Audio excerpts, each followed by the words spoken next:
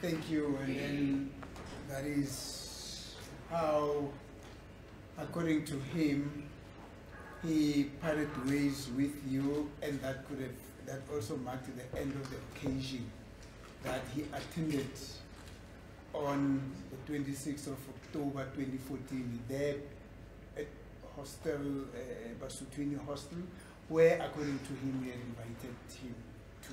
Uthi ke kwagcina lapho ke noma kwaphela ngaleyo ndlela ke lapho ke eBasuthi Hostel la ewombize khona ke ukuthi ke azovakashela. Do you understand? Kuyezwakala? Yes. Yes, I do. Thank you. Now, ever since I've started to put the version of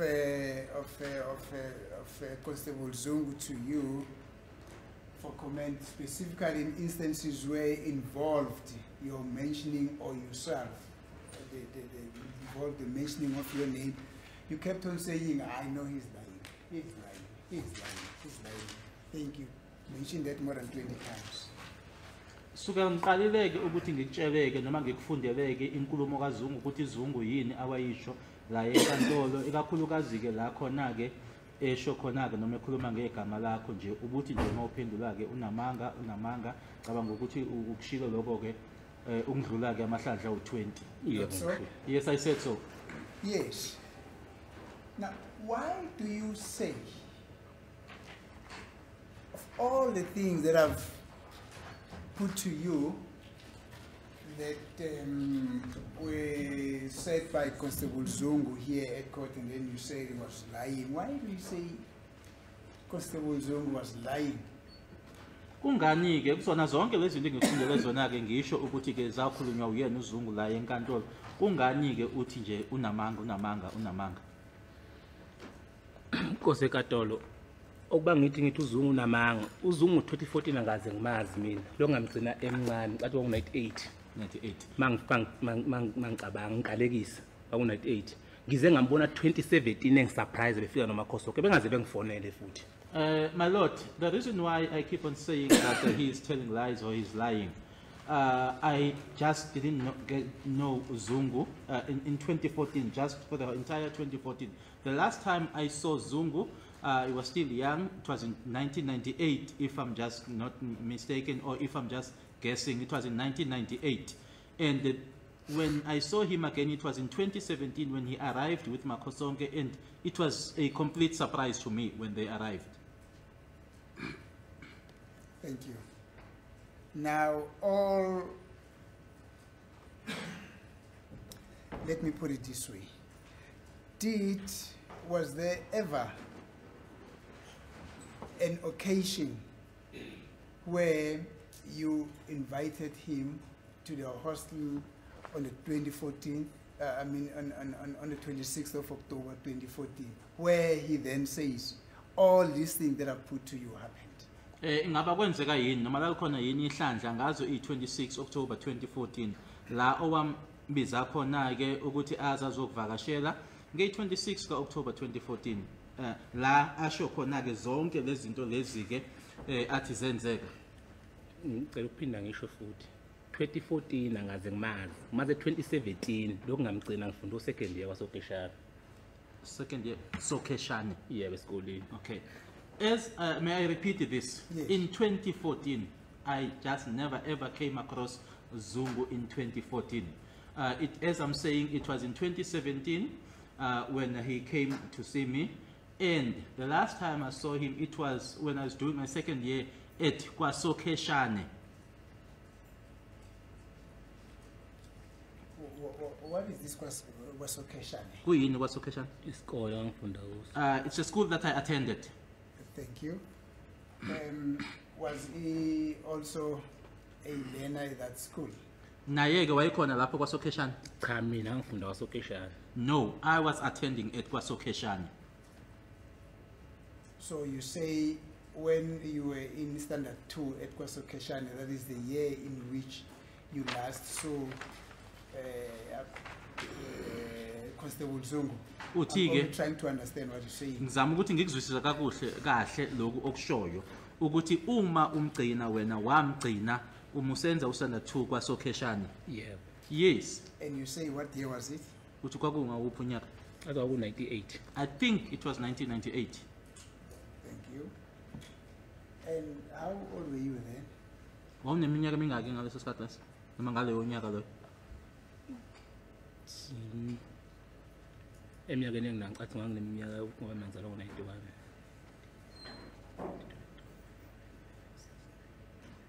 ano-7 years I was 7 years old because I was born in 1991. Thank you. And did you already know Zungu then? Wawuse umazi ngaleso sikhathi leso uZungu. Oh, this Fiso Zungu. No. Sizwe Zungu, not Fiso. Hey. Wawumazi ngaleso sikhathi leso.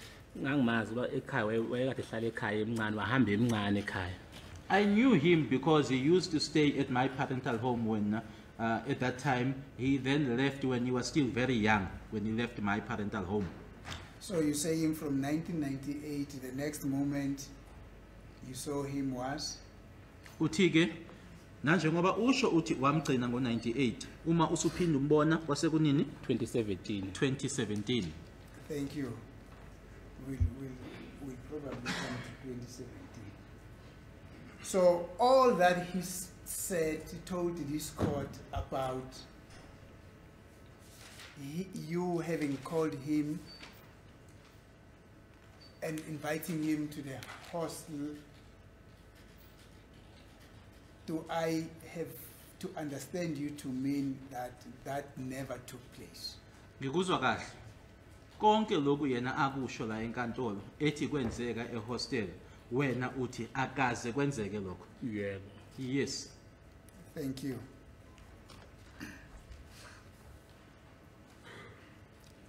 Now, you say you met him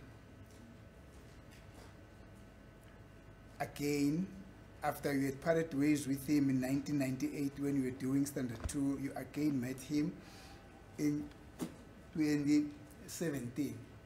What are those circumstances under which you met him in 2017? Uyasho ukuthi emuva kokuthi wamgcina ngo1998 wasuhlangana naye futhi ngo2017 awusho kwenzeka kanjani ke ukuthi nihlangane ngo2017?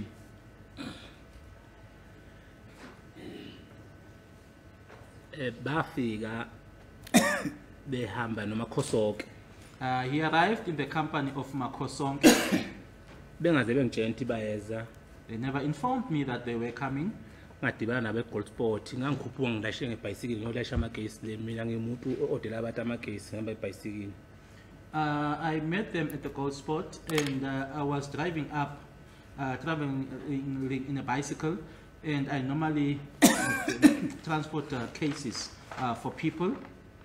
behamba ngephole elimhlophe la Constable Zungu elibhalela no B egcineni They were traveling in a white polo of Constable Zungu. It had a B at the end. That is now the registration plate. It had a B at the end. Yes. adibana nami ngidibana nabe Gold Sport bangibingelela ngabizwa unangu mfowethu uAshos number 1 wayihamba nawo They greeted me and at the Gold Spot, and I was called by my brother. I chose number 1. He was in their company. wangibingele wangimemeza wangitshela ukuthi na abantu bezokuvakashela He called me out and saying to me, "Here they are. They say they've come to visit you." ngabuza ukuthi bengangitshela ngathi bayeza Yes. I then inquired, why is it that they didn't inform me that they were coming? ngoba umuntu angenamba yakho Makhosonke uzwe kangenayo yakhe Because the person whose number I had was Makhosonke. I did not have Zungu's number. bahamba bangena phezulu eOverland abafika bathenga khona utshwala They then drove up to Overland where they bought liquor. lapha ngase KFC ungena ngo left ehlawa se ehlawa masipala ungena ngo left wakhona kwakune shop okuthiwa iOverland lapha There was a shop you drive, as you drive up to your left, there's a KFC. There's a shop that they refer to as Overland there. Okay, now, before you proceed, what area are you referring to, or are you now referring to when you say there's a Gold Spot, there's an Overland? What is the name of the town, the seat, or the township where they actually met you? Where Noma idolobha kuselokishini yiphi le ndawo sikhuluma ngayo lo khuluma ngayo? i-Forsto eGold Sport Foslo in Goldspot. Thank you. So, in other words, in that 2017, Constable Zungu, Makosonke, and accused number 1 met you at Phosphorus at a place known as a Gold Spot. Okushoyo ke ukuthi ke ngayo 2017 uConstable Zungu uMakhosonke naye ke umfowenu accused number 1 bahlangana nawe eGold Spot. Yeah, wabangakhona. Yes, so that's where they called me out. Thank you. And then then you say they then said they were there to see you after having raised concern about the fact that it did not call you. Then you say they went to some overland place. Where is this overland place? Manje ke le ndawo ekuyi overland okhuluma ngayo ukuthi bahamba bayothenga kuyona kutshwala ikuphi nendawo?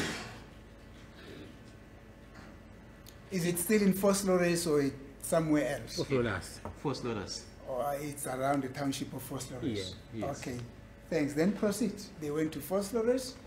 According to you, they went bought liquor and then what happened? Bahamba bayothenga utshwala kwase kwenzekani? Ngakhuphuka mina ngafika ngalayisha amagesi ngehla ngayizatsi. I went up, loaded the cases, and then I went down again.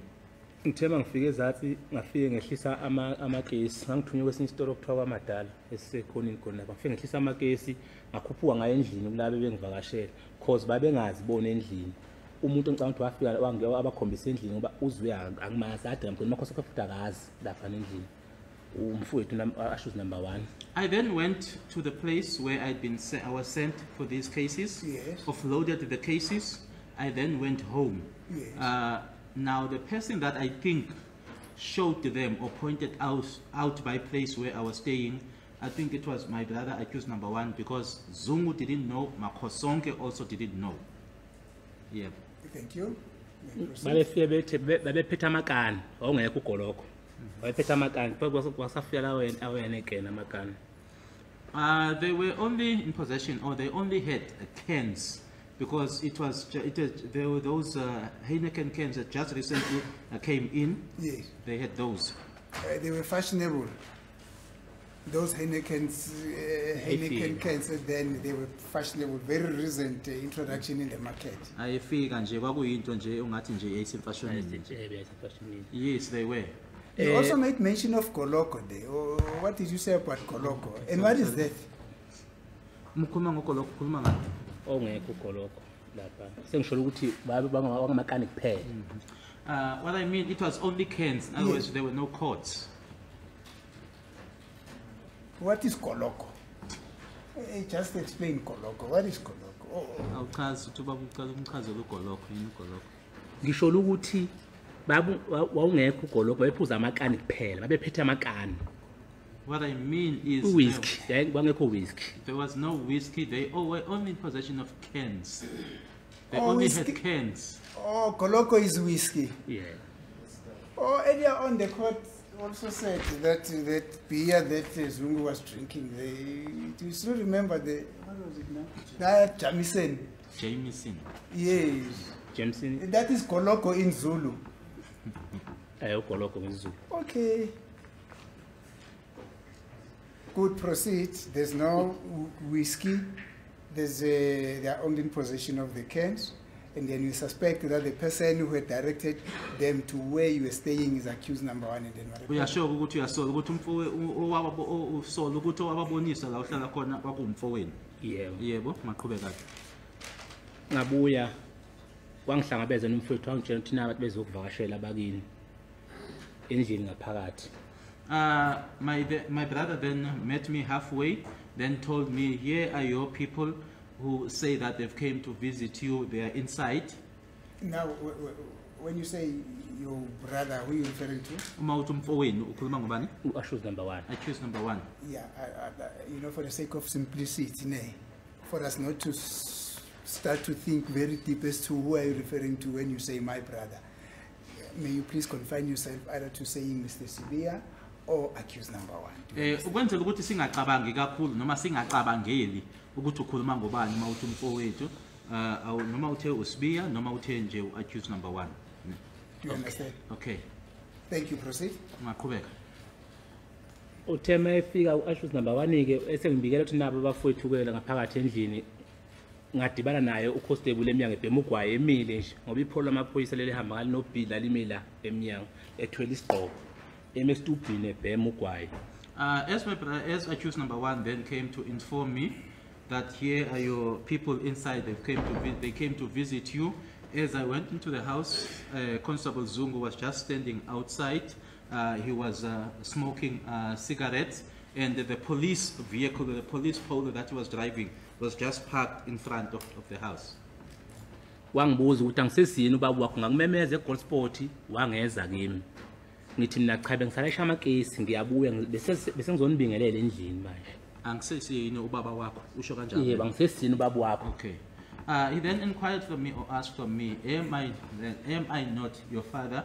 I called you out there at the Goldsport, and then you did not attend to me. I then said to him, no, at that time I had cases, so here I am now to come and greet you. Now who's making these inquiries? Ubani osho kanjalo? Constable Zungu. Constable Zungu. Okay. Let us also put name. If there is something that somebody says, let's say so and so then said this, so and so then said this. Do you understand? Uma sikhuluma ngomuntu ukuthi ubani usho lokho, asisho ukuthi ubani loyo muntu lo simbize ngegama. Do you understand? Okay. Thank you. Then what happened? Kwasekwenzekani? Ngangena ngaphakathi ke endlini. Yes. Mangena ngaphakathi endlini kwakukhona uMakhosoke, uConstable Zungu, uThova Ndwandwe.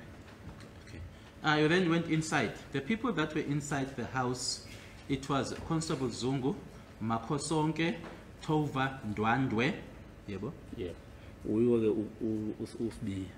and Sibiya, Uzoba yimi sasibo 5. and then myself. We were 5 in total.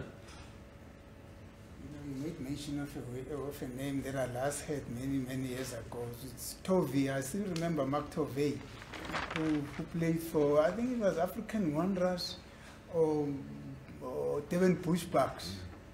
And then he went on to play for Kaiser Chiefs. He went on to play for Kaiser Chiefs. That's the last time I heard about this word Tovey. But in any event, it was the 5 of you. Ubize isibongo ke lana ngicabanga ukuthi ke ngasigcina kudala ke uMark Tovey udlaleleke amaqembu ke wabizileke kodwa uthi kwakuyinyina no5. Igama lakho Thova lona sesisibonga. This one Yes. is Tovey, it's a name, it's not a surname. This one I'm referring to. Yes, they could have named him Tovey after Mark Tovey. Yes, let's proceed. Singaqhubeka. Isikhathi abafika ngaso lapha Yeah. kwase kutambama The time at which they arrived there, it was late afternoon.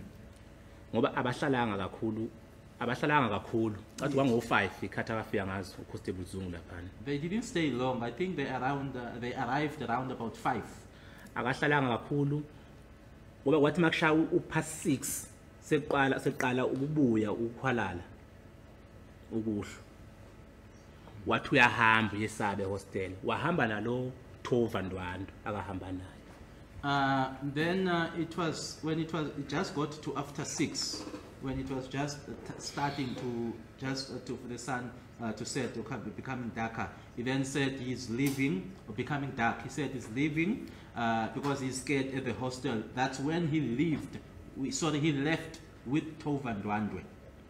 Now, who's leaving? Who left with Tovey Ndwandwe? uThova Ndwandwe wahamba nabani? Wahamba noConstable Zungu. With Constable Zungu. Okay. Before I proceed, you are able to estimate the year, with the year you're very precise, 2017. To still remember approximately the month that you say they visited you. Was it the first stanza, the second stanza, the third stanza, or the fourth stanza of the year? Unyaka wona uyawusho awungabazi kodwa ingabe inyanga yona usayikhumbula ukuthi kwakuyiphi inyanga njengoba usho ukuthi kwaku 2017 kodwa inyanga uyayikhumbula? Hayi inyanga ngisayikhumbuli. No, I can't remember the month. Thank you. Then Constable Zungu and Tovey Ndwandwe then decided to leave. What then happened? Bahambile ke uConstable Zungu naye uNdwandwe kwasekwenzekani? Kwase kulate ngicabanga ukuthi wango past 6 to 7. Yes. Wakuhle. Mayehamba wahamba noThova. uThova ngoba wazi wabuya ekseni. It was already late, past 6 or just before 7. Yes. He then left with Tova Ndwandwe, and Tova Ndwandwe came back in the morning. ukubuya kwaThova ekuseni mayefika endlini hawu Gwabini ngathi unjani lo muntu wakini.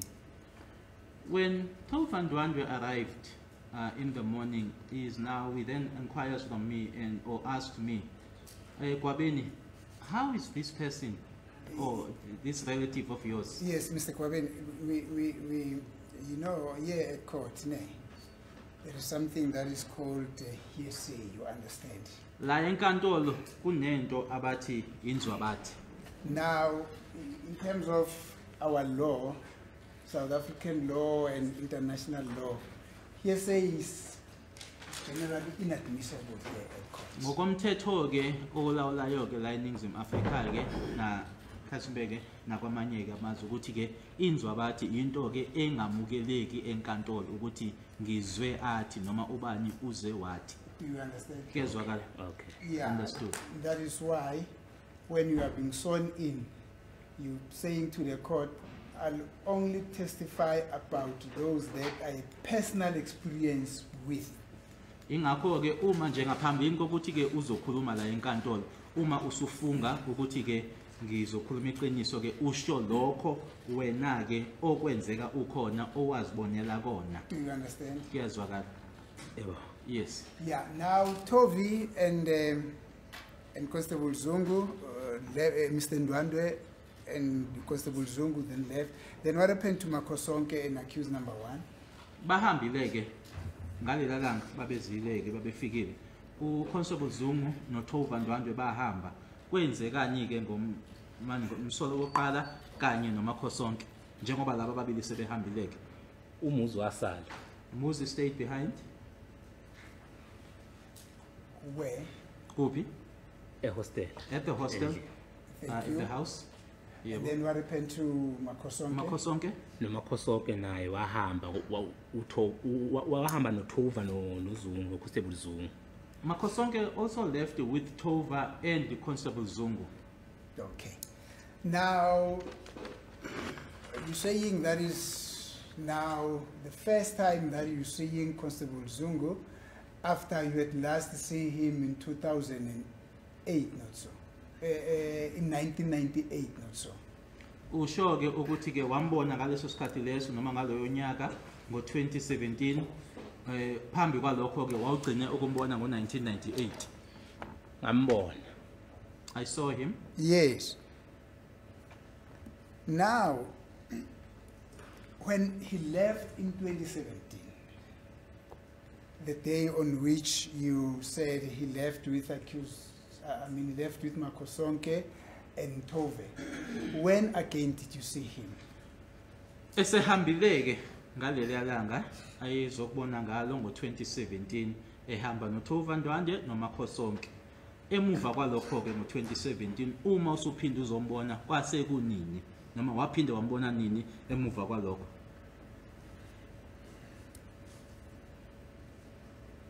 Oh, 2019. 2019 sidibane eHlanzeni ehostel. we met at eHlanzeni, the hostel. Where is that place? Ikuphi le ndawo? eThembisa. In Tembisa. Yes. How did you meet there? What was the occasion there? Nanihlangene ngani lapho, nahlangana kanjani? eHlanzeni wasifica sibuka ingoma. Sasibuka ingoma lapho kwangengoma kaShemen eHlanzeni. At eHlanzeni, he found us there watching some music there of a gentleman referred or called to as Shemen. Ngafonela nangu uSibiya ngambuza ukuthi uphi ngila ehostel eHlanzeni mina. I contacted Sibiya asking him as to where he was and telling him that I was there at eHlanzeni. Wathi usebhizi nikuphi neHlanzi. Ngamtshela singaphakathi ehostel. He then said that he was still busy and he wanted to know where exactly are you at eHlanzeni. I said inside the hostel. Saphuma sakuye uSibiya. We went out to him, that is Sibiya. Now, when you say who accompanied you, Uma uthi sa phuma saya kuye wawuhamba nobani? Ngase ngihamba kwakuyimi umange ubaba uZwane, It was myself, Mr. Zwane, uDangu, Dangu, uzoba ukhule, and Kule. Oh, okay. Yes. uzoba uConstable Zungu ehamba nomunye umfo ehamba naye ngemoto. And it was Constable Zungu. He was in the company of a certain gentleman. They were traveling in a vehicle. Yes. So you are there at Ehlanzeni. You are attending that traditional dance ceremony. And accused number one, I'm only trying to follow what you're saying. Accused number one calls you and say, hey, where are you there at Ehlanzeni? Because I also want to come over. Is that what happened? Ngizama ukuzwisisa kahle uthi nani lapha eHlanzeni nibuka ingoma accused number 1 wasekushayela ucingo ethi kuphi nene. Or you called accused number one? Yes. Yes. And then you asked him as to where about at Ehlanzeni was he?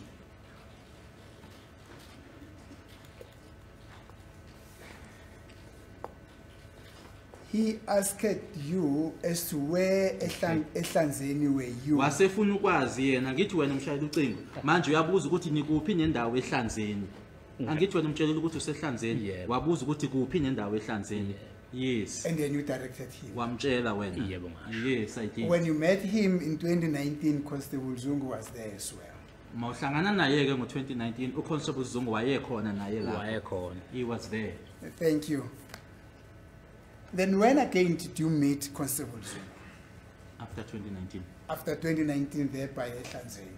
Sidlulile ke manje eHlanzeni, sidlulile ku2019 uma uphinda uhlangana naye futhi uZungu wahlangana nini naye? Mangihlangana naye futhi ngizohlangana naye ngawo 2019 siya ekhaya kanu art. It was in 2019 on my way, or we were on our way home. Yeah. Our aunt was getting, or my aunt was getting married. Ehamba naye lo mfo ehamba naye. He was in the company of the very same gentleman that he was with. Now which gentleman is it? Muphi lo? Angimazi akaze mchaze nje kimi. I don't know him. He never introduced him to me. Now he's a gentleman who he was in his company when he met you at Ehlanzeni. Uyena lo ayehamba naye eHlanzeni. Yebo, Yes. esihamba naye saya naye ekhaya. It's the very same gentleman that we went home with. And you're saying what was happening at home when you met him? Uthi kwakwenzekani ekhaya? Kwakunomshado There was a wedding. And who was getting married? Kwakubani? Umshado kabani? ka-art uDef. Aunt deaf. Thank you. Then if there is any other occasion where you met him, when was that? Uma ngaba likhona elinye ihlandla emuva kwalokho awaphinda wahlangana naye ngalo kwakunini? Uma ngabe likhona? Akusekho. Ngaze ngagcina ngiboshiwe, ngaboshwa mina. No, there isn't. I then ended up, I got arrested. Ngamfonela kwaku-20. Wait. Now you're saying the last occasion where you saw him was when you attended the wedding of your aunt. Where did this wedding take place? Uthi ke umshado lona wawukuphi nendawo? Osemjini wasibi. Emjeni kwaSibiya. Yes, the name of the area. Igama lesigodi leso. Noma indawo? Semjini. It's Emjeni. Osuthu emjini. Osuthu Emjeni. Yeah, no, but I want to know whether it was in Gauteng, it was in Eastern Cape, it was in Orange Free State, it was KwaNongoma. at KwaNongoma, in KZN. Yeah, KZN. Thank you. And you are saying this is the last time that you met Constable Zungu. Wagcina lapho kuhlangana naye. Lokungigcina lapho ngo-2019 angiphindanga ngambona. That was the last in 2019. I never saw him again. Up until now where you seated and testify. Kuze kube Uzoshaya namuhla. manje, Up until amazi. now, I don't know him. Okay.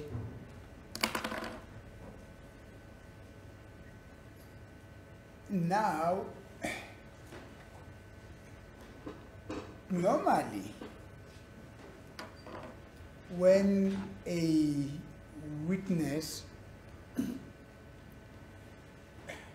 when police do investigations and they come across a witness who says something that also mentioned another person.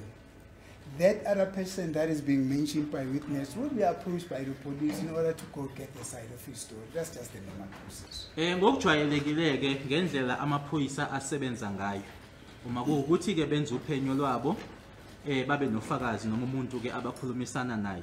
Bese ukuthi loyo muntu abakhulumisana naye usho igama lomunye. Amaphoyisa ke azondlulela kulo ekukhulunywa ngegama lakhe noma oshiwoyo. That is just the normal process. Indlela nje amaphoyisa asebenza ngayo leyo. Yeah, now, subsequent to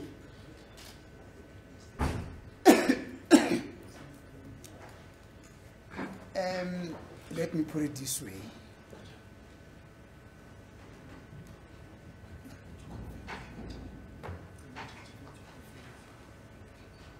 As it pleases the court, my lord, there's something that my colleague, Mr. Ramusipedi, quickly wants to compare with me.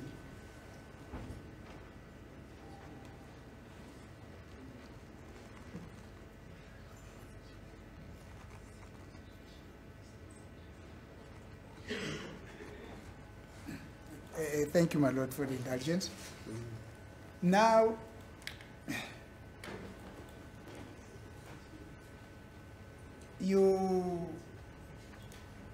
before I could step you, interject you, you made mention of the fact that soon after this 2019, the second 2019 meeting when you met Constable Zungu there at Mchindini, where there was a wedding, you then got arrested.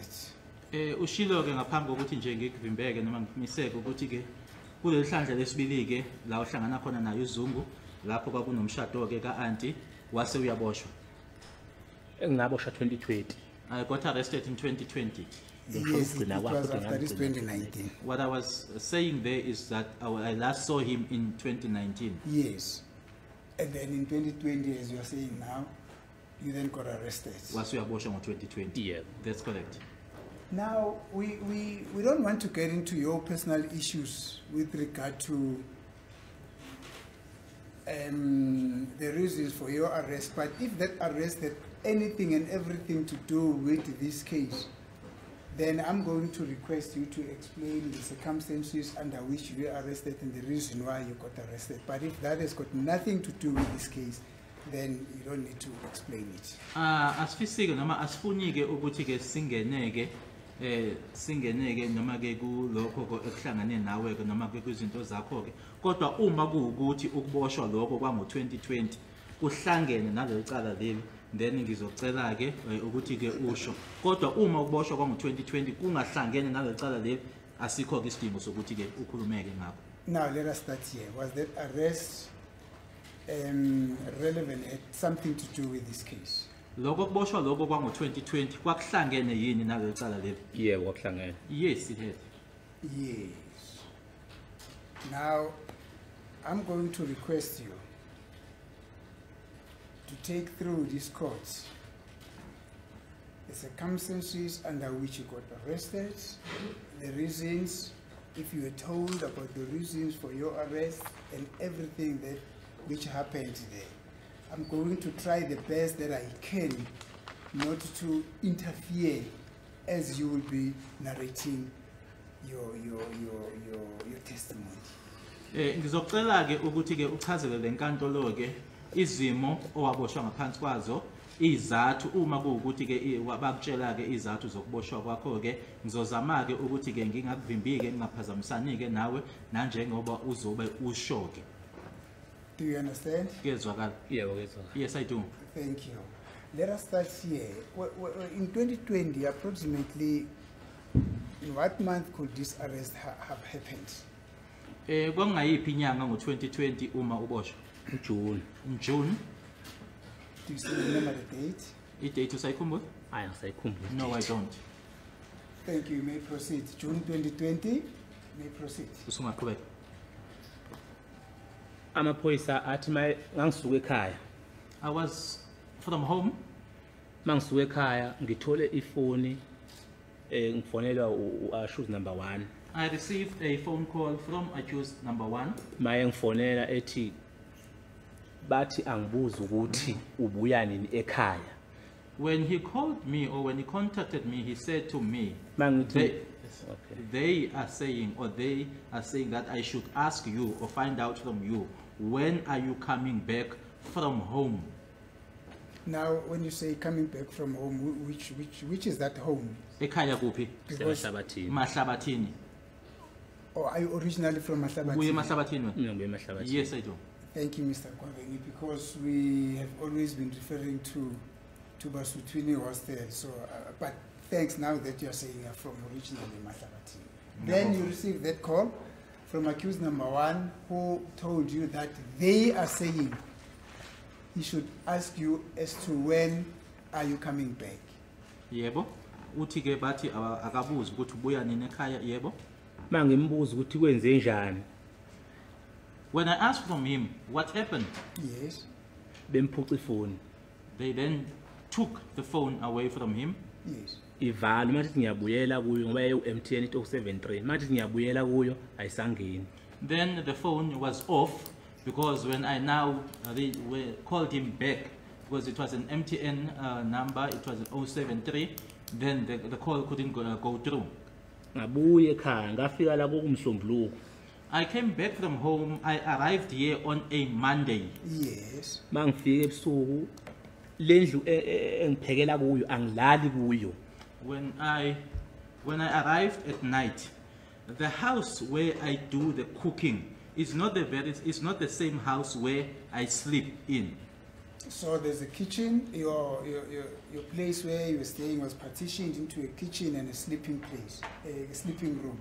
Kunekhishi kunala ulalela khona. May I explain? Ichaze, yeah. Ngipheka kwenye indlu I cook at N ngipheke N ngilale S. N. Yebo, ngilale N ngipheke N ngilale S. I cook at a different house. Yes. And then I sleep at a different house. Oh. The cooking is done at the N, and then where I sleep is at the S. I understand. There are 2 separate houses. Imizi emibili eyahlukene. Yeah. That's correct. Thank you. Proceed, Mr. Kwabeni. Ngisuke mangifika ngibeka isikhwama sami ngihambe ngiyolala S. I then arrive. I put my bag, and then I go to the S to go and sleep. Uthi phathi nobusuku ngo11 to 12 wakhahlela isivalo kwenye indlu engale kwamakhelwane ekhona la S enye iroom okuthiwa kuse 1 kuyo. One. Whilst I was still sleeping in the middle of the night, between 11 and 12, and then the door was kicked at another house in the neighbor. They refer to it as 1. Babuza ngale bathi bafuna uGwabini balayela bathi uhlala ngapha e2. They then inquired about Gwabeni there. They were then told that he's staying at 2. Bafika funa sendle baqhumisa isivalo bashaya saqhuma isivalo sahlakazeka bangena ngaphakathi. Amakamera kulendle engilala kuyo awafani na kulendle engale engipheka kuyo. They got there. They kicked the door. They damaged it, and the rooms in that house where I'm sleeping are not the same as the other house where I do the cooking. Yes, Mr. Kwabeni, we know that you could be very anxious to tell your story, but just be kind to the growing minds. Just take it, very slowly so that you are able to digest what you're saying. You understand? Now you're saying, as you went to sleep at S section or that house that was at S, then you heard they kicked a door. You see, now immediately somebody would ask, when he says they kicked a door, who is he referring to? Who actually kicked this door? Sizocela ke ngiyazi ukuthi ke wena ke uyafisa nje uyafuna ukuthi nje uyikhuluma uyisho lonto ke kodwa ke ngizocela ke ukuthi ke nengqondo lezi ke uyicabangeleke ngoba kuzofanele ukuthi mhlambe siqale siyicabange lento uyishoyo ungayijahi uma uyisho nje ungajahile kancane kancane. Uthe wathi usalele ngale kwakhahlela isivalo. Manje umuntu uzozibuza ke manje wobani laba abakhahlela isivalo? Do you understand? Yes, I do. Yes. There was that kicking of the door, you were inside. Did you know who was kicking the door? Na njengoba kwakhahlelwa isivalo ngale A1 ngabe uyazi yini ukuthi obani laba babekhahlela isivalo? Ngangilele mina. I was sleeping. Thank you. And then you also had, according to you, some inquiries about being made as to your whereabouts. Uthi ke kulokho ke wase ubuzwa ngawe. Basho nabangale bathi ebebefuna ugwabile. Even the ones on the other side did say it that, or mentioned it that they were looking for Kwabeni. Yes, I said, Mr. Kwabeni, let's take out this hearsay evidence, you understand? Ngibe ngikushilo ke ngaphambilini lokho kwenako ukuthi inzwa bathi le asikhiphe singakhulumi ngayo. Do you understand? Okay. Yeah. Now you are saying there was this inquiry made outside about your whereabouts, not so? Uyasho ukuthi babuza ke bebuza wena ukuthi ukuphi. Yes. And according to you, you're saying, then from there what happened? Let me not try to read what you're saying. After having had people, let's say people, after having had these people making inquiries about yourself, then what happened? Usuzwileke ukuthi labantu bayabuza noma babuza ukuthi ke uphi Kwabeni kwase kwenzekani emuva kwalokho? Bangena kule ndlu engileli engilala kuyo nakhona baqhumisa isivalo sakhona futhi. They entered the house that I was sleeping in. Even there they kicked the door. Khona amakamera abhekene nekamera lami. There are rooms or bedrooms that are facing my bedroom. Oh elomunye umfo okasikhakhane ngapha ekanxe eMtuba. One of them belongs to a gentleman from gentleman called Sikakane from Mtuba. Bagqekeza lo kamera lelo. Bengakavuli endlini yami ekamereni lami ngilele sengukhansile ugesi. They broke that particular bedroom before they could enter my bedroom. But by that time I had already switched on the light. The light which you have switched on, was it the light in your own bedroom or is the light that gave emission in the whole house? In my room. It was a light that you switched on in your room. Endlini yakho. Endlini ekamereni lami. In my bedroom that I was sleeping in. Thank you. Then what happened? Kwase kwenzekani? Bangene endlini ngaphakathi ekamereni lami bangibuza ukuthi ngugwabini. They entered my room and asked me, "Are you Kwabeni?" Yes. Kwangena afike kwangena omunye umlungu ephethe into engathi i-screen yana engakanyana nje. I-screen yana wafika wayibeka kanje esifubeni sami. Okay. There was a white gentleman. He had something that looked like a screen. That's this size. And then he placed it on my chest. What was that? A tray? You say a white man got into your room and you were asked as to whether you were Kwabeni, and then you said yes, and then he then put this tray thing on your... Did I hear you well when you say Screen. A tray? Screen. What? Screen. Or screen? Yeah. Oh, okay. Okay, and then you put that screen type of a thing on your chest, and then what happened? Wayibeka esifubeni kwase kwenzekani? Thema bengangilele empedeni sengivule ngihlenge ngezinqa. I was lying on the bed, and then when I sat on the bed, I got up and sat on the bed. Yebo. Mina mangilala ngigqoki total. Nganginqunu. Bangipasa ngozakutsi. When I go to bed naked, completely naked. Was it summer? Wait, I'm not finished. I'm not finished. And then they put handcuffs. They handcuffed me. Okay. Now, these people get into your room. You say they kicked it. Did they kick the door open, or you opened the door for them? Wena owabavulela isivalo ekameni sami noma yibona abakhahlela isivalo savuleka. Bakhahlela isivalo savuleka. They kicked it open. Was the door damaged as a result of that kicking? Uma besikhahlela ke basikhahlela ukuthi ke isivalo lesi ke si kwaba khona ke ukunakala okuba khona Sikebhukile namanje. Uzakhahlelwa yibo. Up until now, up until today, since they kicked it, it's still damaged. You probably request the court for an inspection in loco once again there at First Lawrence, but we will see that Yeah. later on. Yeah. Yeah. Now, did they introduce themselves to you? Bazethula yini kubona noma basho ukuthi bawobani? abashongo. They didn't. Now, we are talking about, from what you're saying, this could have been more than one person because you're talking about people in a plural form. Asikhulumi ngomuntu oyedwa la sikhuluma ngabantu abaningi. Ngabantu abaningi. People in the plural form, yes. And they all converged in your room. Bonke bangena ngaphakathi erumini yakho. Bangena ngaphakathi bonke. All of them converged. Abanye into babese ekitchen. Others remained in the kitchen. Thank you. Let us now concentrate on those who got into your room. You say one of them, being a white man, then put that screen kind of a gadget on your chest. Asidluleke manje kulaba ke othi bangena ke erumini yakho. Uthi ke lona omhlophe yena ke wabeka ke lento okungathi iscreen la kuwena esifubeni. Yebo. Yes. Thank you. When it did that, where you were asleep or you had already woken up and seated on your on the bed.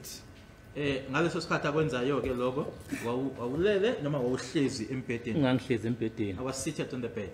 Thank you. You had just been about to explain that when you sleep in summer, not summer, when you sleep, you prefer to wear nothing.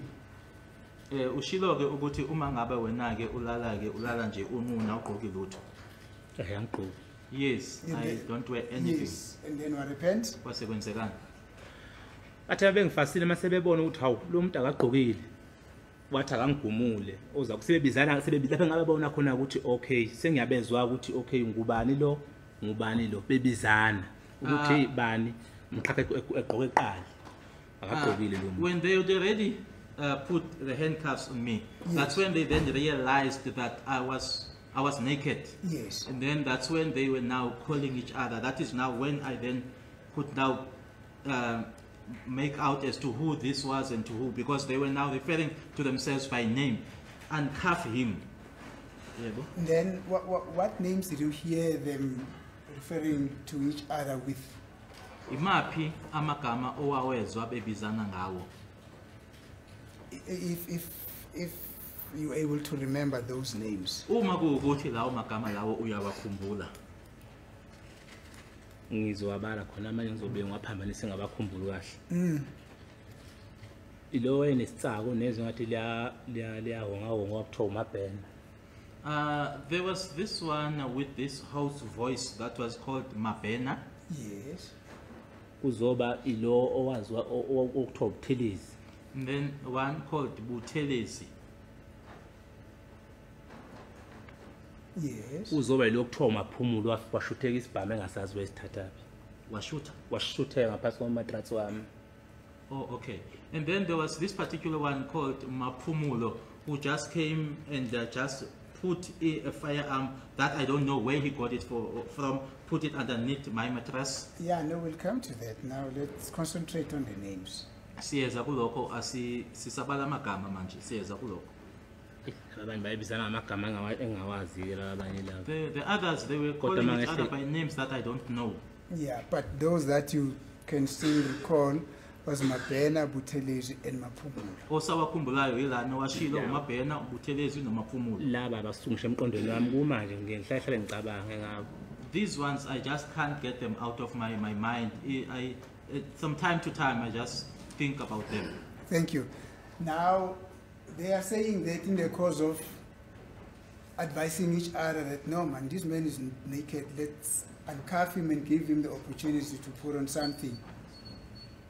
Uthi basho-ke base besho-ke ukuthi mase bebona ukuthi awugqoke lutho ukuthi base bebizana-ke bathi cha mkhumuleni ozankosi simnikeze ithuba lokuthi agqoke. Yebo. Yes. Then you can proceed from there. What then happened? Usungaqhubeka-ke They uncuff you. ngabe babakhipha yini ozankosi? Wakhipha esandleni esiyi-1 ngagqoka. Remove from the one hand and then I got dressed. Yes. Yebo. So, Ngagqoka i-under ngase ngigqoka avaloni. I then put on my underwear and then the overall. Ngathi ngifaka ophaca bathi ngabafaka ophaca ngifaka into evalekile. I then tried to put on some slip-on push shoes. They then advised me not to do that, but to put on like in a shoe, like in a formal shoe. Thank you. This overall that you said you put on, what kind of an overall? Was this, you know, the Samson kind of an overall that is called, you know, that this one piece thing. These days there's a trouser and there's One a top. piece. One piece. Or is the one piece thing, Yeah. like the Samsung, the old Samsung. Yeah. Yes. Thank you. And then you put it on, and then they said you need to wear shoes that are covered. And then what happened? Wasekuthini ke? Ngithatha bangisangena emotweni bangifaka emotweni khona behamba ngemoto khona ngasayikhumbuli kahle kodwa nje kwakuza imoto impela eziningi ngoba ezinye zazime egedini lapha engena khona ezinye zila phambi kwendlu kodwa engikhumbula kahle yayibomvu. They then put me in a vehicle. There were quite a number of vehicles. The others were standing on the side, and then there were cars that were parked right in front of the house. But the one that I'm able to remember was red in color. Okay, maybe just before we proceed, except for that little discussion that you had, or that you said took place about them asking your name, about them realizing the fact that you were not wearing anything, and them suggesting to each other that they should give you an opportunity to put on something. Is there any other thing that he said in the house before you could leave? Kuloko kushilo ukuthi ke kwenzeka lapha yana ngaphakathi ke bakufaka ozankosi base bebona ukuthi awugqokile base beyakhulumisana ke bona ukuthi cha asimkhipheni ozankosi simnikeze ithuba lokuthi agqoke. Kukhona yini okunye abakusho lapha endlini ngaphambi kokuthi niphume? Baphaketha ama-local yami lapha bakhiphana kama-wash lapha elokhalini bathi ungathini manje sithi leli wash leli elomufi. They then searched by what you refer to. They searched what the witnesses refers to as my local there, and then they took the watches. The witness is referring also to the watch that the witness has on, and then they inquired, "What would you say if we were to say that this watch belongs to the deceased?" Now, will you still remember exactly who said those words amongst those people that you could still remember? Let me put it this way. With these words that you've just said now were said by one of these people that you could still remember or not. This Mapena Butelezo Mapumulo. Lokho qeda ukusho manje ingaba kwashiwo omunye walaba obashilo uthi bona amagama usabakhumbula noma cha? Yes. Who said them? Kwakubani? Kwawulo onesitsako nezibhungayo Mabhena. Mabhena, the one with the hoarse voice. A hoarse voice, what kind of a voice is that one? Is it a kind of a voice? Ivoice kanje le qeda ukuyenza manje. Yeah, yiyo. Yes, that's the one. Wow, okay, very like Isaac Hayes. Umazi Isaac Hayes.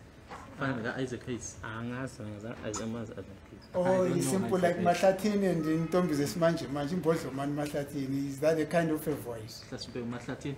Izwe kanjani? Hayi. No. Or you do not know Mahlatini? Mr. Nkabini, okay, no, it's fine, but let's proceed. At least now we know that it is this Mapena who said to you, what would you say if we say that also this watch that we're finding in a locker belongs to the deceased? Uthike washo lokho ke ukuthi ungathini ke masithi leli kwashileli elikamufi. Ngathi mina ngeke kube sithi wamvela ami leli. I then said that's not possible. This one is mine. Now, did they tell you, did he tell you who this deceased that he was talking about? Ingabe washo yini ukuthi ubani lo mufi akhuluma ngaye? Angaze ngimbuza ngisadumele ukuthi kathi kwenze njani ngamaphoyisa. I never inquired. I was still also shocked or surprised as to what it is with the police. Yes, but the question is, did he tell you who this deceased that he was referring to, that this watch could be belonging to? What would you say about? Buza yena wakutshela yini ukuthi ubani lo mufi akhuluma ngaye? Akazesho. Never said. Thank you. Then, before they leave, we just want to get a clear picture of what happened in the house. What else happened? They are searching the locker. They found a watch. You get confronted about the possibility that that watch could be belonging to the deceased. And then what happened in the room? Ikuphi okunye kwenzeka? erumini siseserumini ke manje bakubuzile ngewashi ikuphi okunye kwenzeka bangishaya ngempama impama eh they slapped me with an open hand. Hayi kahle phela weSungu. When you say they slapped me with an open hand, it means a number of people slapped you with one hand. Do you understand? Which is naturally a little bit kind of a challenge. Do you understand? Are you saying one of those people who were in the house then hit you with an open hand? Ingabe uthi oyedwa kubona labo bantu ababesendlini wakushaya ngempama? yebo ngishaya ngempama Yes, he slapped me with an open hand. Are you able to recall who that person was? Usakhumbula ukuthi kwakubani? ngiyamkhumbula ngemkhohle umuntu wangishaya mina Oh, I remember that one. I'll never forget someone who's assaulted me. Who is he? Ubani? umaphumulo Maphumulo. mangimbuza ushuthe kanti ushuthe lapha ngaphansi kade ngiyambona ngiphendula ikhanda kanje wangishaya It was when I was inquiring from him as to why are you putting this underneath here?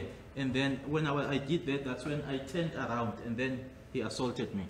Yeah, you had earlier on said that this Mapumulo is the one who was trying to squeeze a firearm somewhere. Tell us about it, not us. Tell this court about that. Awusitsheleke ngalokho lokho okushuthela okhuluma ngakho ukuthi khona lokho awayefuna ukufaka ke noma awusitshele ngalokho.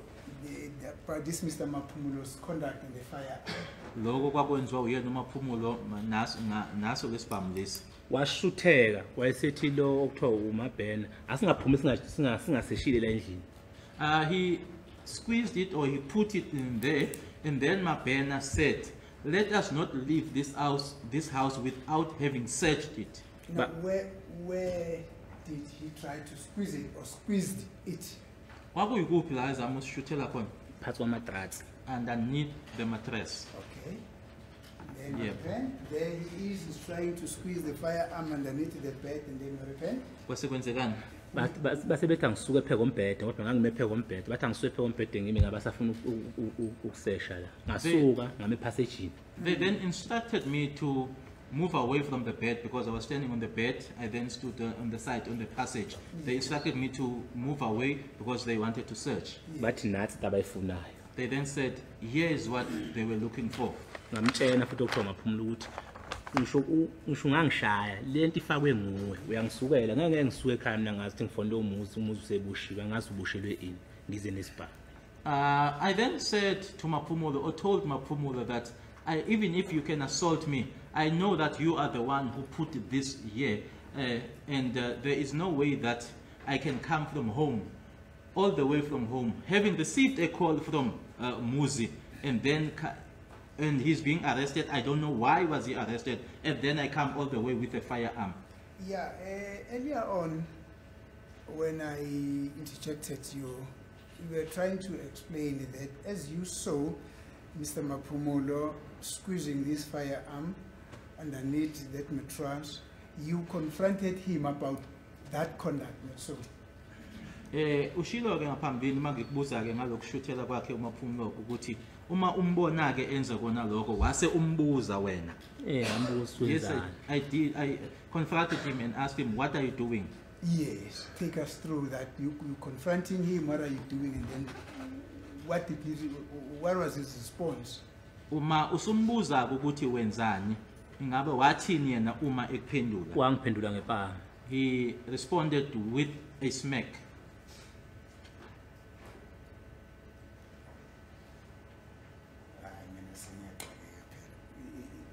You asking him verbatim, "Hey, Mr. Mapumulo, what are you doing?" And then he smacks you. He doesn't respond to you verbatim. Wena ke umbuza ngokuthi ke ukhulume, yena ke uma sephendula akaphenduli ngokukhuluma uphendula ngempama. bama yakhe yokuqala nje yangishaya emaphoyiseni ngingakashaya. That was the first time I was being assaulted. Before I could being assaulted by anyone, he was the first one to assault me with that open hand. Right. When he assaulted you, were you still seated or you had already stood up? Uma esekushaya, ukushaya umi ngeenyawo noma ukushaya usahlezi phansi. ungishaya ngisahleli phansi. I was still seated. Allowed our colleague to lay this witness on this evidence, my lord, but we submit that the evidence is relevant. He asked the witness as to whether this portion of the evidence is relevant, and the witness said it is. But the question that we ask ourselves, my lord, is how is this relevant to the charges that the accused is facing? This is completely new evidence that is not on record, and the other witnesses haven't had the opportunity to respond to that. We submit, my lord, that this evidence should not be allowed as being irrelevant. It doesn't help the court to determine the issues that are in dispute. And Section 208 is clear, my lord, that only relevant evidence should be admissible. Mshoshe uthi-ke bamyekeleke ummeli ukuthi aqhubekeke nale mibuzo, kodwa-ke lokhu-ke noma lo bufakazi lobu-ke ubufakazi-ke ofakazi labo bangaphambilini-ke ekukhulunywa ngabo uyena ufakazi abangalutholile ithuba lokuthi bangayiphendulela kulokhu ubufakazi nje obusha le nkantolo-ke ayikaze ikuzwe lokhu ngaphambilini. Section 210, not 208, Section 210. Thank you, Marcus. Now, I think this takes us back to, this is a similar objection that was raised when Zungu Senior was testifying there, that the version of this witness has not been put to the state witnesses who had testified before for them to respond to this, to respond to the testimony of this witness.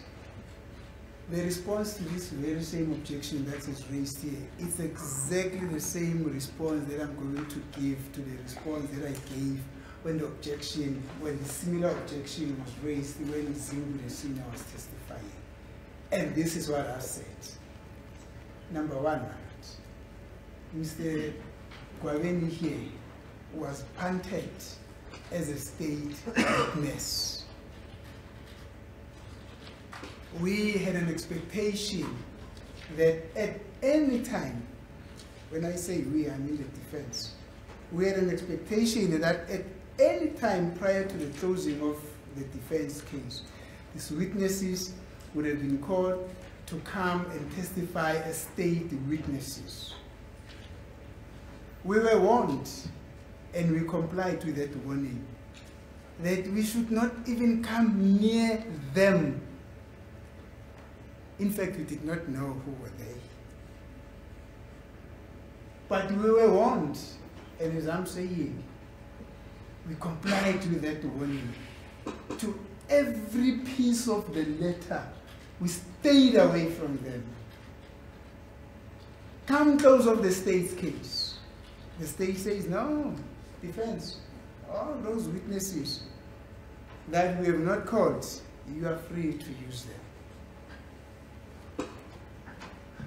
The state made those witnesses available to the defense. We went back to the very same state and said, Mr. State, we do not know where to find these witnesses. Can you please assist the defense to access those witnesses? Then the state says, no. We are glad to assist you. You can find Mr. So-and-so, Mr. So-and-so, Mr. So-and-so at this place. And indeed, we took efforts. I remember there was a point where we had to start with a trial, and I stood up and told this court that I mean, to start with a defense case. And I stood up and told this court that I am not yet in a position to do that because I haven't met some of the witnesses that I need to consult in order to find out if they would be relevant in the defense of accused number one's case. The matter was postponed. We traced these witnesses and found them. We consulted them, realized that they are indeed relevant to the defense in this case. Now the state stands up and says, Yeah, but the version of this witness was not put to the state witnesses for them to respond to. How could we have done that when we were so warned and complied with that warning that we should not come near them?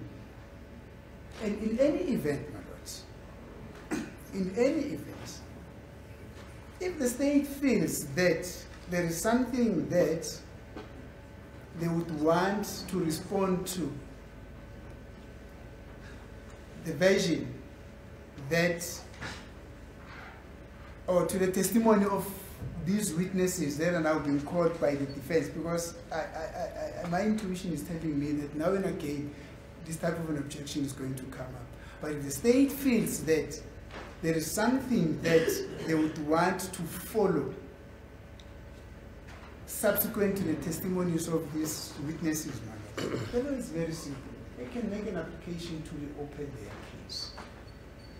And it's not, it won't be just an application, but that's going to be a substantive application. Substantive in a sense that to bring a notice of motion, file an affidavit, and we also respond to that notice of motion by way of affidavits from this accused person here. But it is totally impermissible to say that what I am now busy with this witness is totally irrelevant. That objection itself, my Lord, indicates that we're not on the same page with the state. And part of the objection is to the effect that the testimony of this witness with regard to what happened in their house is relevant. Said that. Let us not be in a hurry. I used to say in South Africa there's no rush. The rush is somewhere where they are rushing. But here, there's no rush. We're getting there. Patience is a virtue. If we can just be a patient a little while, the state will see the wood for the trees. We'll see the relevance of the testimony of this witness. Thank you, my lord. Yeah, continue. Thank you, my lord.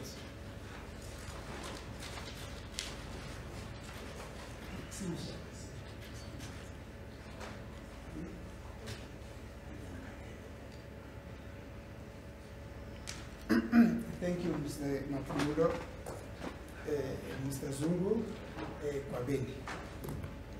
The court has said that the objection that is raised by the state is not sustainable.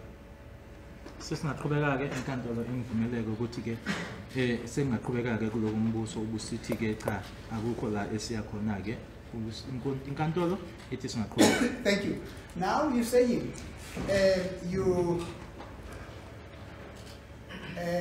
Mr. Maphumulo, instead of responding you orally in the way in which you have asked him orally and then he hit you with an open hand, to the question as to why are you then squeezing that firearm beneath my mattress?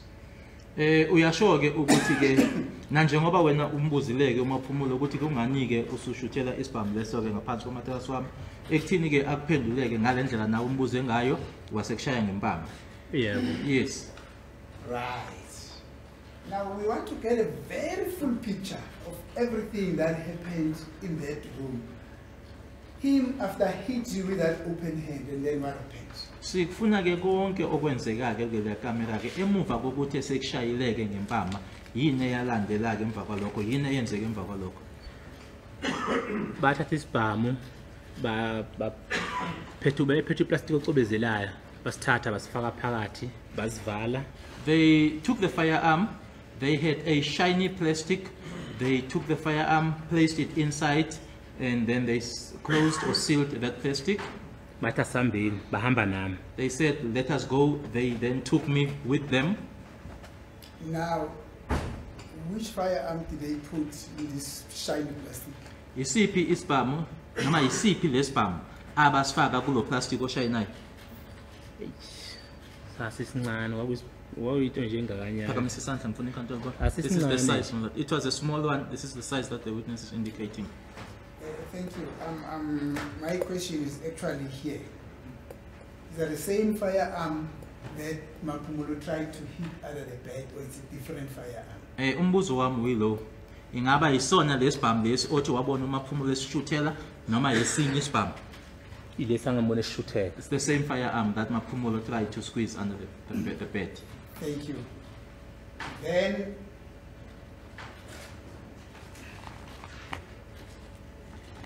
did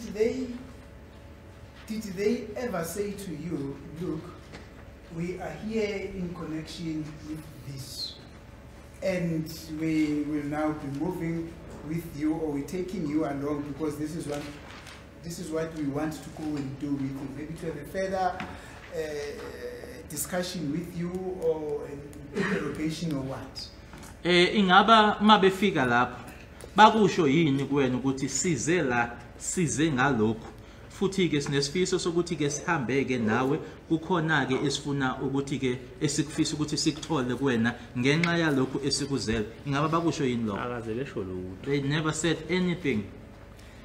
Yeah, you know, immediately when you say they cuffed you whilst you were still without clothes, and then they realized that after that they need to give you the opportunity to put in clothes, you already were being treated as a suspect. Nanjengoba usho ke ukuthi bakufakoza Nkosi base bebona ukuthi cha awugqokile base bethi ke abakhumuloza Nkosi ukuthi ke ugqoke ngaleso sikhathi leso ke indlela ke babenza ngayo wawuse umsolwa nje kubona. Yebo ngangumsolwa kulo. Yes, I was treated as a suspect. Thank you. Now, when they said to you, let's now go away, did they cuff you or they let you walk out as a free person? Uma sebethi asambeni ingaba bakufakoza Nkosi noma bakudedela nje ukuthi uyihambele nje ukhululekile? Bangifasile. I was in handcuffs. Can you demonstrate to this court how were you cuffed? Uzocela uma ukuthi uzokwazi nje ucela usukume usukhombisa ke uyakhombisa ukuthi wawufakwe njani uzaNkosi. Angifaswe kaso. I was handcuffed like this, the witness with his hands behind his back. Or you were cuffed in the back? Yeah, emuva. Yep. Yes. Thank you.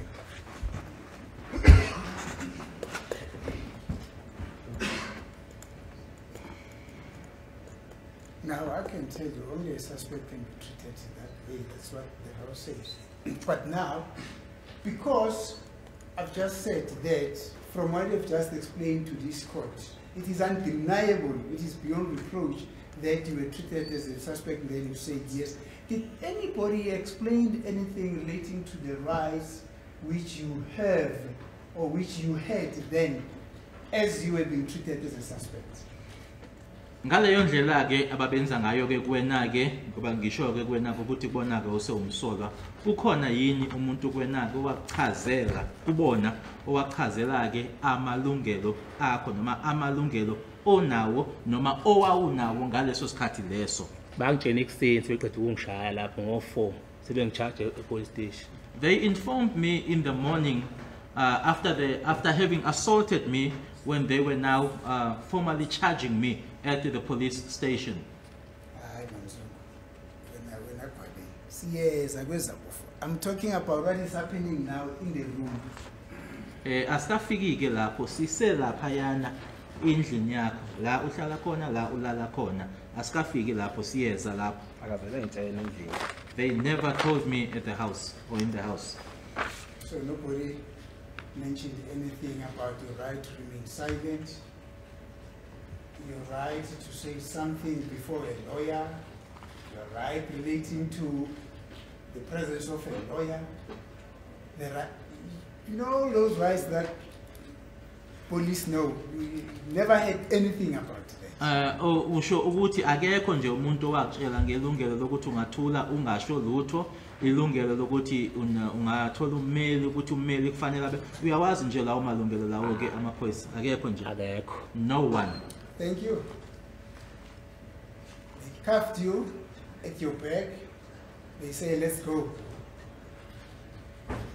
You went out. Not so, according to you.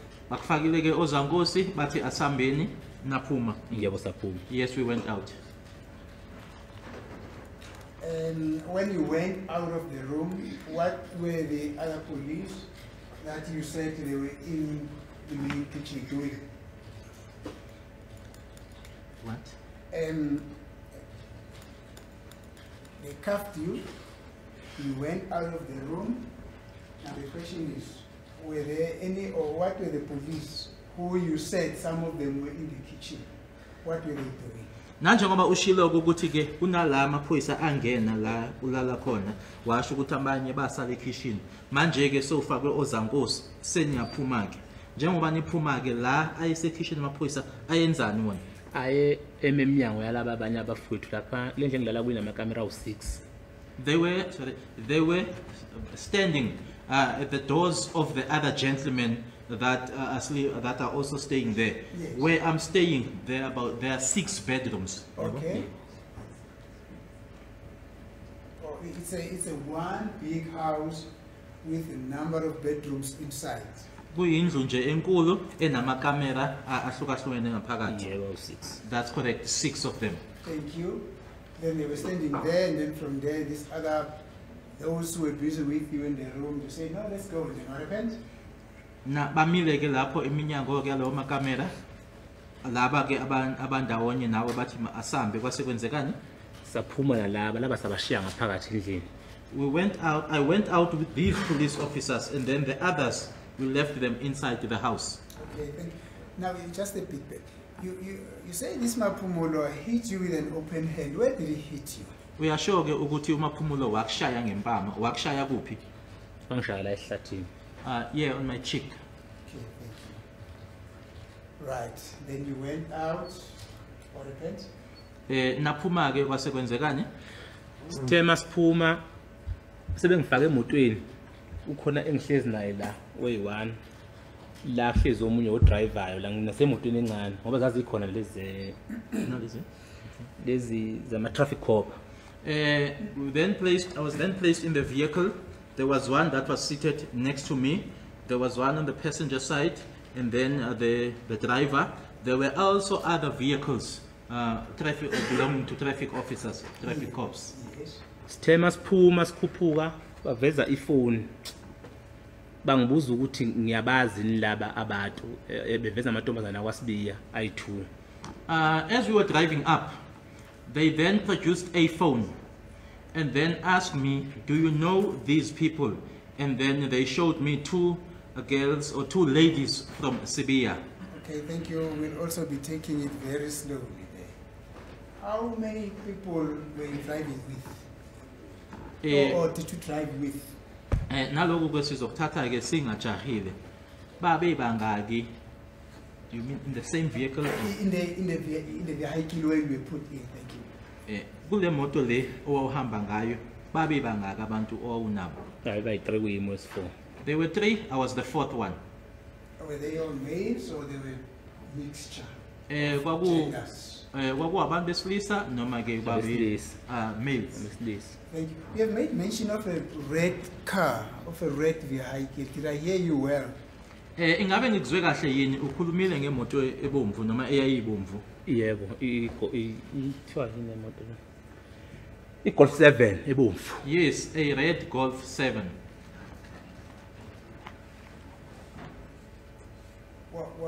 What did you want to say about it? Yini le ebufuna uyisho ngayo leyo moto le?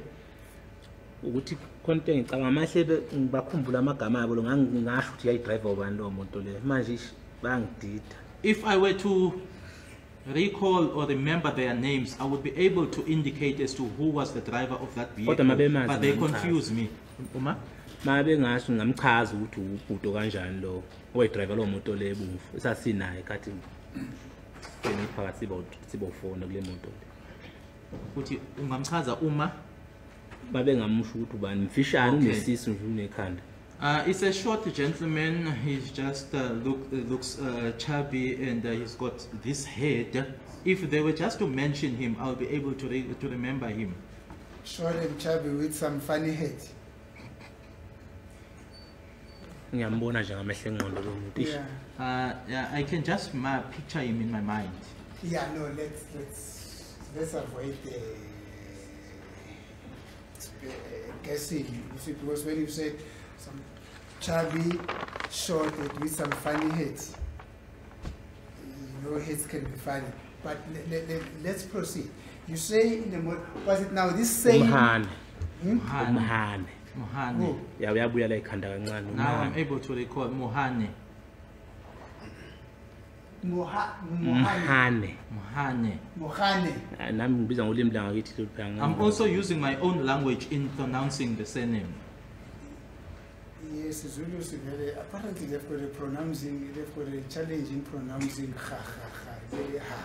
Yeah, ngiyazi ukuthi la ngasezulwini bakhona nje inkinga ukuthi kubizwe oha bambiza ngabo ha. Hayi. Kulungile khona kunjalo kodwa nje umhane. It's fine like that, but it's Mohane. Yes. As a court, please, my lord, we told that one of the accused whispered that name to the witness.